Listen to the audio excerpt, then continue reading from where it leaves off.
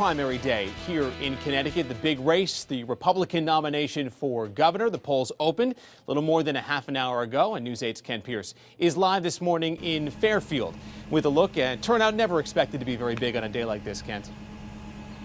No, I'm afraid not, Chris. And certainly things are very quiet here at the Fairfield Senior Center this morning. No waiting in any lines if you show up at the polls right now. Probably if you show up at any time today, because primary voting turnout usually not that high, which means that your vote carries even more weight if you do make it to the polls today. I know one vote will be cast here definitely today in Fairfield, because State Senate Minority Leader John McKinney is going to be voting here in a couple of hours. He is, of course, running for governor against Tom Foley, who will be casting his ballot near his home in Greenwich. When we last saw Foley and McKinney, it was in News 8's own studios on Sunday for the only live televised debate of the campaign so far, or the campaign at all, because it ends today. The primary campaign does. McKinney definitely went on the attack in Sunday's debate, and he has to, because the polls show he is well behind Foley in this race. Now, McKinney has spent years in the legislature in Hartford, but Foley has more name recognition these days because of what he did 4 years ago when he was the Republican candidate for governor